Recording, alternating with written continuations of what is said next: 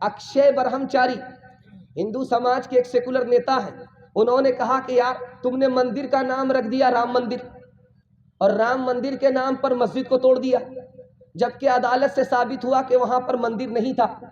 तुम राम के नाम पर झगड़ा कर रहे हो, लेकिन कभी तुमने सोचा कि राम किसका नाम है? राम झगड़ा खत्म करने का नाम है। राम ने अपने घर का झगड़ा खत्म किया, भाई को राजपाट दे दिया ताकि घर का झगड़ा खत्म हो जाए, और राजपाट दे दिया अपने भाई को झगड़ा खत्म करने के नाम पर, और खुद वनवास ले लिया। राम तो इसका नाम है। अगर तुम राम के नाम लेवा हो तो क्या अपने छोटे भाई मुसलमान के लिए उसकी मस्जिद नहीं छोड़ सकते? नाम ने तो राजपाट सब कुछ छोड़ दिया था। छोड़ के अपने महल दो महले जंगल जंगल फिरना, औरों के सुख चैन के खातिर हर संकट में घिरना, है यही राम के लेके की रेखा आ गया अब विश्वास। जब जब राम ने सितम लिया तब तब पाया बनवास। तुम्हारा इत्तेहाद बा हमी दीवार आहन था, मुखालिफ एक का जो था वो गोया सब का दुश्मन था। तुम्हारी हिम्मतों का अर्श आज़म पर नशीमन था, तुम्हारे हाथ में आफाक का हर इल्म हर फन था। तुम अपनी हक परस्ती से दबा लेते थे दुनिया को, खुदा के सामने झुक कर झुका लेते थे आदा को, खुदा के सामने झुक कर झुका लेते थे आदा को। तीसरा पैगाम नबी की सूरत और सीरत के हवाले से, सुन्नत के हवाले से आ रही है। कबूल है दोनों हाथ से तो दोनों हाथ उठा करके इस्तकबाल कीजिए इंशाअल्लाह। जब मुकदमा हार जाएंगे तब अपने भाई को माफ़ करेंगे, हाथ उठाइए इंशाअल्लाह। यहाँ आकर के फंसे, हर बार हाथ मत उठाया कीजिए, क्योंकि ये भी सही जा रहा वो भी सही जा रहा। वैसे तो आप कन्या के मामू दूल्हा के मामू दोनों के मामू हो जाएंगे। ध्यान से सुनिएगा जो मैं आपके सामने रखने के लिए जा रहा हूँ। दस्तरखान पर बैठ करके नबी के सामने बाएं हाथ से खाना खा रहा है, तो अल्लाह के रसूल ने कहा मेरी सुन्नत है दाएं हाथ से खाओ, बाएं हाथ से क्यों खाते हो? कहा मेरी मर्जी है। अगर तेरी मर्जी है तो अब इस हाथ से तुम खा भी नहीं सकोगे। उसके बाद उसने जिंदगी भर दाएं हाथ से लुकमा उठाना चाहा, दायां हाथ काम नहीं करता था। जो नबी की सुन्नत का मजाक उड़ाता है उसको दुनिया ही में नुकसान उठाना पड़ता है। दूसरी मिसाल आपके सामने रखने के लिए जा रहा। कद्दू आया दस्तरखान पर, डबाडब कद्दू खा रहे, डबाडब कद्दू खा रहे। शागिर्द ने पूछा कि ये कोई अमृत है डबाडब खा रहे हो? ये तो कद्दू है, इतना मजा लेकर के खा रहे। कहा ये मेरे नबी की सुन्नत है, मेरे नबी को कद्दू बहुत ज़्यादा पसंद था, इसलिए मैं कद्दू को मज़े से खा रहा हूँ। तो शागिर्द बोलता है कि नबी की भी क्या पसंद है, हमको कद्दू पसंद है, नबी को कद्दू पसंद। तलवार लेकर के उठे, तौबा करो वरना गर्दन उड़ा देंगे। तुम्हारी क्या खेत, तुम किस खेत की मूली हो कि नबी की पसंद से अपनी पसंद को मिला रहे हो? तुम्हारी क्या हकीकत है? जो नबी की पसंद है वो आखिरी पसंद है। तीसरी मिसाल आपके सामने रखने के लिए जा रहा हूँ। बाप ने बेटे से कहा बेटा सर में तेल लगाओ, नहीं लगाया। दूसरी बार कहा तेल लगाओ, नहीं लगाया। तीसरी बार कहा कि बेटा सर में तेल लगाओ, तो बेटा ने कहा कि आप भी क्या हमारे पीछे पड़ गए, हम तेल नहीं लगाते। लाठी लेकर के उठे, ये तेल नहीं है नबी की सुन्नत है। चौथा नमूना आपकी खिदमत में लेकर के आ रहा। शागिर्द कुर्ता उतार रहा है, तो पहले दायां हाथ उतार दिया, उसके बाद बायां हाथ उतार रहा। अरे बेवकूफ, तुम्हें कुर्ता उतारने की सुन्नत मालूम नहीं है? फिर इसे कुर्ता पहनाओ। कुर्ता पहनाने की सुन्नत यह है कि दायां हाथ डालो, उसके बाद बायां हाथ डालो। कुर्ता पहनने की सुन्नत है, कुर्ता उतारने की सुन्नत है कि पहले बायां हाथ उतारो, उसके बाद दायां हाथ उतारो। अरे बेवकूफ, तुम्हारी जिंदगी बचपन से 55 में आ गई, तुमको नबी की एक सुन्नत मालूम नहीं है कि कुर्ता पहना कैसे जाता है, कुर्ता उतारा कैसे जाता है। मिसाल सुनिएगा ध्यान से, آپ کے سامنے ترکی ہے، ترکی کی ایک مسجد میں داڑھی بھی رکھی ہوئی رہتی ہے ممبر پر، اور پگڑی بھی رکھی رہتی ہے، کرتا بھی رکھا رہتا ہے، جبہ، کوٹ پتلون کا امام آتا ہے، بالکل داڑھی صفا چٹ۔ اب وہ کیا کرتا ہے کہ کوٹ پتلون کی جگہ وہ جبہ پہنتا ہے، اس کے بعد پگڑی باندھتا ہے، وہ جو داڑھی رکھی ہوئی رہتی ہے ڈپلیکیٹ داڑھی اس کو لگاتا ہے۔ نبی کی سنت کا تماشا تم کرو گے، اللہ تمہارے دشمن کے سامنے تمہارا تماشا کر دے گا۔ 3 جگہ آپ کو نبی کی سنت نظر آئے گی، اس کے بعد نظر نہیں آئے گی۔ نکاح کرنے میں نبی کی سنت یاد آتی ہے، ختنہ کرنے میں نبی کی سنت یاد آتی ہے، اور جنازہ جب اٹھ گیا تب نبی کی سنت یاد آتی ہے۔ اس کے بعد لوگوں نے نبی کو بھلا دیا، نبی کو بھلا دیا، خدا نے بھلا دیا۔ آج نتیجہ یہ ہے کہ رو رو کر کے برا حال ہے، لیکن ہماری حالت بدل نہیں رہی ہے، خدا کو رحم آ نہیں رہا ہے، کیونکہ ہمیں اپنے نبی پر ترس نہیں آ رہا ہے، اس لیے خدا کو ہمارے اوپر ترس نہیں آ رہا۔ ہاتھ جوڑ کر کے آپ سے کہتا ہوں، اگر آپ سنت چھوڑیں گے آپ کو کتنا بڑا نقصان ہوگا۔ آپ دیکھیں گے جب قبر کھودی جاتی ہے تو مردے کو لٹایا جاتا ہے، چت نہیں لٹایا جاتا، چت لٹانا سنت کے خلاف ہے، کروٹ لٹایا جاتا ہے، مردے کو کروٹ لٹایا جاتا ہے، اس کی پیٹھ کو سٹا دیا جاتا ہے دیوار سے تاکہ چہرہ قبلے کی طرف ہو جائے۔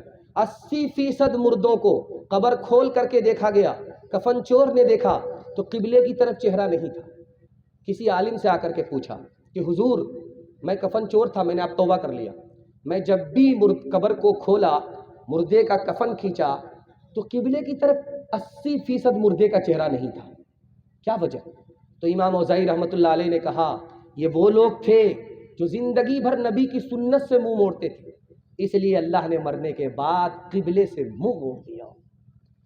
دھیان سے سنیے گا، ایک بات میں آپ کے سامنے رکھنے کے لیے جا رہا ہوں، جلدی سے آپ کے جلسے کو مکمل کر رہا ہوں انشاءاللہ۔ بیوی سے پوچھ کر کے داڑھی رکھیں گے، ہاتھ اٹھائیے انشاءاللہ۔ یہ دیکھیں، بتائیے ذرا دھیان رکھیے گا۔ حضرت موسیٰ نے سوال کیا اللہ سے، میرے پروردگار فرعون مسلمان نہیں ہوا، جادوگر مسلمان ہو گئے، یہ راز کیا ہے؟ تو تو خدا ہے، دلوں کا حال جانتا ہے، میں تو چاہتا تھا کہ فرعون مسلمان ہو جائے لیکن فرعون مسلمان نہیں ہوا، میرے پروردگار یہ جادوگر مسلمان ہو گئے، کیوں ہو گئے؟ کہا کہ موسیٰ فرعون مجھے مٹانے کے لیے آیا تھا، تکبر کر رہا تھا، اس لیے میں نے اس کو مٹا دیا، اور جادوگر جو تمہارے مقابلے میں آئے تھے تمہارا کپڑا پہن کر کے آئے تھے، تمہاری نقل اتار رہے تھے، اس لیے میں نے اسلام کی دولت سے ان کو مالا مال کر دیا۔ اگر چہرے پر داڑھی سجا لیں گے، پاجامہ ٹخنے سے اوپر ہوگا، ٹخنے سے نیچے نہیں ہوگا، نبی کی ایک ایک سنت کو ڈھونڈ ڈھونڈ کر کے زندہ کریں گے تو اللہ عزت کی چوٹی پر ہمیں پہنچا دے گا، ذلت کی پستی سے ہمیں نکال دے گا۔ انشاءاللہ ہم لوگ سنت کو زندہ کرنے کے لیے کھڑے ہوں گے، ہاتھ اٹھائیے انشاءاللہ۔ اپنے خدا کو رمضان میں، اپنے نبی کو ربیع الاول میں، اور اپنے قرآن کو مردے پر یاد رکھیں گے، ہاتھ اٹھائیے انشاءاللہ۔ خیر یہاں آ کر کے پھنسے۔ محبت کا جنون اب باقی نہیں ہے، وہ دل وہ آرزو باقی نہیں ہے، نماز و روزہ قربانیوں حج یہ سب باقی ہے، تو باقی نہیں ہے، باقی نہیں ہے۔ حقیقت خرافات میں کھو گئی، یہ امت روایات میں کھو گئی، حقیقت خرافات میں کھو گئی، حقیقت خرافات میں کھو گئی، یہ امت روایات میں کھو گئی۔ بجھے عشق کی آگ اندھیر ہے، مسلمان نہیں راکھ کا ڈھیر ہے، بجھے عشق کی آگ اندھیر ہے۔ جہیز کے حوالے سے آخری پیغام آپ کی خدمت میں لے کر کے آ رہا ہوں، بہت دھیان سے آپ لوگ سن رہے ہیں، انشاءاللہ عمل مرنے کے بعد ہوگا، ہاتھ اٹھا دیجئے، بالکل صحیح جا رہا ہے۔ خیر ماشاءاللہ، ہم بھی آپ کا جنازہ پڑھنے ہی والے ہیں۔ اگر آپ ہاتھ نہیں اٹھائے یہ تو خیریت ہے کہ آپ کو دعا دے کر کے جا رہے ہیں۔ دھیان سے سنیے گا، 1989 کی رپورٹ ہے، اخبار دکن نکلتا تھا، اس میں آیا کہ 1975 میں صرف دلی میں 350 لڑکیوں کو زندہ جلا دیا گیا، اس وجہ سے کہ مطالبہ پورا نہیں کیا، غریب باپ کی بیٹی تھی۔ دوسری مثال، 1980 سے لے کر کے 1985 تک میں مہاراشٹر میں 250 لڑکی کو زندہ جلا دیا گیا، کیوں؟ غریب باپ کی بیٹی تھی، مطالبہ پورا نہیں ہوا۔ لکھنؤ میں ہر 5ویں دن ایک لڑکی کو زندہ جلا دیا گیا۔ جانتے ہیں یہ لوگ جو خود ہٹھے کٹھے الو کے پٹھے بھینس کے انڈے کیلے کے چھلکے ہوتے ہیں، لیکن شادی کے موقع سے بلیٹ پیسے کا مطالبہ کرتے، جانتے ہیں کون لوگ ہوتے؟ ہمیں معاف کیجیے گا لیکن حقیقت بولنا پڑتا، میں آپ کو سامنے رکھنے کے لیے جا رہا ہوں، یہ کون لوگ ہیں دکھانے کے لیے جا رہا ہوں۔ یہ دنیا کے سب سے بڑے بھکاری ہیں۔ دنیا کا سب سے بڑا بھکاری کون ہوتا ہے جانتے ہیں؟ جو ہر وقت مانگتا ہے اور ہر چیز مانگتا ہے اور ہر ایک سے مانگتا ہے۔ آپ دیکھ لیجئے، جن لوگوں کی شادی کے موقع سے مانگنے کی عادت ہوگی وہ زندگی بھر مانگتا ہی رہتا ہے۔ مکان بنانا ہے، جائے گا سسر کے پاس، دے دو، سسر نے کہا نہیں تو 2-4 جوتے اپنی بیوی کو مارتا ہے۔ اب وہ سسر سمجھ جاتا کہ مارنے کا مطلب ہوا پیسہ دینا ہوگا، زندگی بھر مانگتا ہی رہتا ہے۔ تو سب سے بڑا بھکاری ہو جاتا ہے جو شادی کے موقع سے خود کمانے والا کھانے والا مرد ہو کر کے عورت سے سوال کرتا ہے۔ دوسری بات کو یاد رکھیے، کتا کو آپ دیکھیں گے ٹانگ اٹھا کر کے پیشاب کرتا ہے، آپ نے دیکھا ہوگا، اور زمین کو سونگھتا ہے، آپ نے دیکھا ہوگا، ٹکڑا ملتا ہے دم ہلاتا ہے، آپ نے دیکھا ہوگا، اور جہاں ٹکڑا نہیں ملتا آنکھ دکھاتا ہے، آپ نے دیکھا ہوگا۔ دکھانے کے لیے جا رہا ہوں، اس کو دھیان سے سنیے گا، یہ راز کیا ہے۔ کتا جو ٹانگ اٹھا کر کے پیشاب کرتا ہے، کیوں؟ اس لیے کہ تاکہ پیر میں پیشاب نہ لگے، پیر ناپاک نہ ہو، لیکن منہ پخانے میں ہے، منہ کو بچاتا نہیں ہے، پیر کو بچا رہا ہے۔ اور یہ ڈیمانڈ کرنے والے جو پیسہ ملتا ہے ان کو رشوت کا پیسہ ہے۔ یہ پیشاب کو ناپاک سمجھتے ہیں، پخانہ کو گندگی سمجھتے ہیں، لیکن حرام ان کے حلق کے نیچے جا رہا ہے، اس کو یہ حرام نہیں سمجھتے۔ اب بتائیے انصاف سے کہ انسان کہاں پہنچ گیا؟ دنیا کے پیچھے جاؤ گے، دین کو برباد کرتے ہوئے اللہ کے رسول نے فرمایا اس کتے کی طرح ہو جاؤ گے جو مردار کے پیچھے چھوٹتا۔ آپ دیکھیں گے جیب والا کتا سونگتا ہوا گزرتا ہے زمین کو، سونگنے کا مطلب ہے کہاں اس کے لیے روزی ہے، اور جو اغوا ہوتا ہے ابھاگا، لنگی اور گمچھا کے چکر میں سونگتا رہتا ہے کہ کس جیب میں زیادہ پیسہ ہے۔ اور دیکھیے اس ابھاگا کو دھوتی کے چکر میں اور جوتا کے چکر میں زندگی بھر کیسے جوتا کھاتا ہے۔ گیا ایک گھر میں، کیا ملے گا؟ 2 لاکھ روپے 2 گاڑی، ایک گاڑی سامان پلس۔ دوسرے گھر میں اس کو ملا 3 لاکھ روپے، ایک گاڑی پلس سامان، تو اس سے بات کر لیتا ہے، اس کو چھوڑ دیتا ہے۔ اب یہ پوچھتا ہے کیا ہے؟ نہ ابھی لڑکا کچا ہے، کچی عمر ہے، بعد میں شادی کریں گے، اور اس کے آگے دم ہلا رہا ہے، اس کو آنکھ دکھا رہا ہے۔ بتائیے کتے کی عادت ہے کہ نہیں ہے؟ جہاں ملا دم ہلائے گا، جہاں نہیں ملا آنکھ دکھائے گا۔ دیکھیے انسان کہاں گزر جاتا، کہاں پہنچ جاتا۔ اس سے بھی حیرت انگیز بات آپ کے سامنے رکھنے کے لیے جا رہا ہوں، بہت دھیان سے اس کو سنیے گا۔ 10 لاکھ بچہ گرایا جاتا ہے ہندوستان میں، 10 لاکھ بچے کو گرایا جاتا ہے پیٹ سے۔ جانتے وہ بیٹا نہیں ہوتا، بیٹی ہوتی ہے۔ جیسے ہی الٹرا ساؤنڈ رپورٹ نے کہا کہ پیٹ میں بیٹی ہے، اس کو گرا لیا جاتا ہے، تو بیٹی جو گرنے والی ہے پیٹ سے، اس کی تعداد سالانہ کیا ہے ہندوستان میں؟ 10 لاکھ۔ یہ کیوں مارتے ہیں بیٹی کو؟ بیٹا کو نہیں مارتے۔ بیٹی کو کیوں مارتے ہیں؟ اس لیے کہ بیٹی کی شادی میں پیسہ جائے گا، بیٹا کی شادی میں پیسہ آئے گا، میٹھا میٹھا ہپ ہپ، کڑوا کڑوا تھو تھو۔ 1 درجن بچہ ہو گیا، کوئی پریشانی نہیں، این قدر آ قدر، این قدر آ قدر، یہ سب آپ ہی کا ہے، ہاں گنتی معلوم نہیں میرا، یہ بھائی اتنا آ گیا کہ یہ برکت ہے بیٹا۔ ایک بیٹی آئی، دوسری کا نمبر ہے تو منہ لٹکا کر کے بیٹھا ہوا ہے، کچھ نہیں بول رہا ہے۔ بھائی آپ کے گھر میں کیا پیدا ہوئی؟ کہا کہ بیٹی یہ ہوئی، منہ لٹکا کر کے بیٹھا ہوا ہے۔ بیٹا پر خوشی ہے، جلیبی بانٹ رہا ہے، بیٹی پر خوشی نہیں ہے، کیوں؟ مطلب صاف ہے کہ دال ہی کالی نہیں ہے، دال میں کالا نہیں ہے، پوری دال کالی ہے۔ مطلب کیا ہے؟ کہ بھائی بیٹی ہے پیسہ خرچ ہوگا، ماں سے زیادہ یہ باپ پریشان، لگتا ہے پچھلے سال ماں نے پیدا کیا تھا، اگلے سال یہی باپ پیدا کرے۔ مطلب صاف ہے۔ اچھا، اس سے بھی آگے حیرت انگیز بات آپ کے سامنے رکھنے کے لیے جا رہا ہوں۔ 37% عورت آپریشن کے بعد مر جاتی ہے، میڈیکل سائنس کی رپورٹ۔ 67% عورت کینسر کی مریض ہو جاتی ہے آپریشن کے بعد۔ نسبندی جس لڑکی نے کرایا، آپریشن جس لڑکی نے کرایا، جس عورت نے آپریشن کرایا، نسبندی کرایا، 37% عورت مر جاتی۔ اللہ کی کھیتی تھی، تم نے بند کر دیا، نتیجہ تو تم کو دیکھنا ہی ہوگا، بھگتنا ہی ہوگا۔ کھیتی کو اگر آپ برباد کریں گے تو اس کا نقصان تو آپ ہی کو اٹھانا ہوگا۔ وہ کھیتی اللہ کی تھی، اس کو نسبندی کے ذریعے بند کر دیا گیا۔ جانتے ہیں میڈیکل سائنس کہہ رہی ہے 37% عورت مر جاتی ہے، اور جو زندہ بچتی ہے اس کو زندگی بھر دوائی کے سہارے جینا پڑتا۔ 67% عورت۔ اور یہ نسبندی کیوں کرائی جا رہی ہے، آپریشن کیوں کرایا جا رہا ہے؟ زیادہ بچی آ جائے گی، پریشانی بڑھ جائے گی، نکاح میں پیسہ خرچ ہوگا۔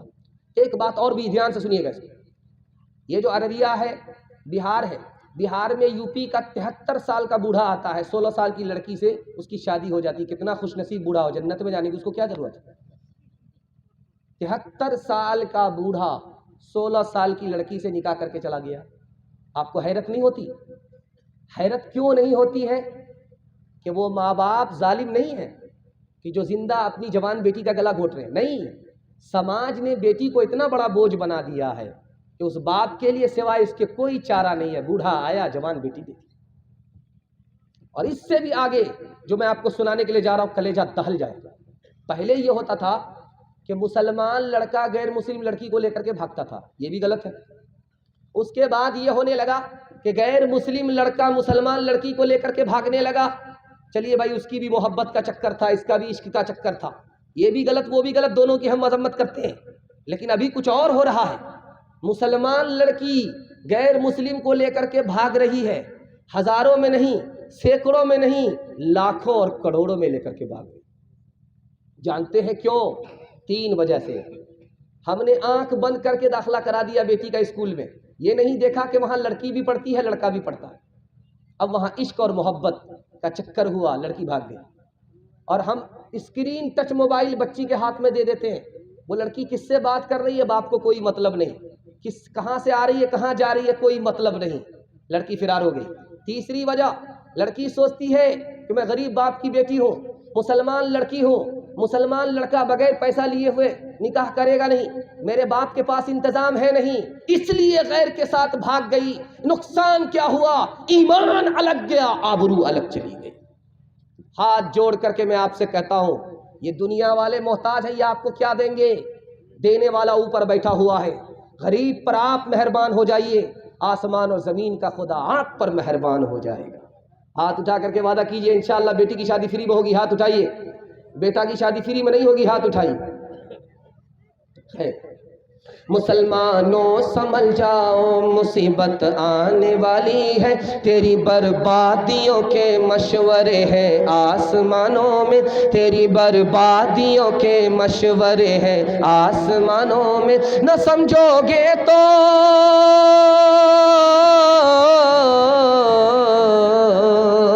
نہ سمجھو گے تو مٹ جاؤ گے ہندوستاں والو، تمہاری داستاں تک بھی نہ ہوگی داستانوں میں، تمہاری داستاں تک بھی نہ ہوگی داستانوں میں۔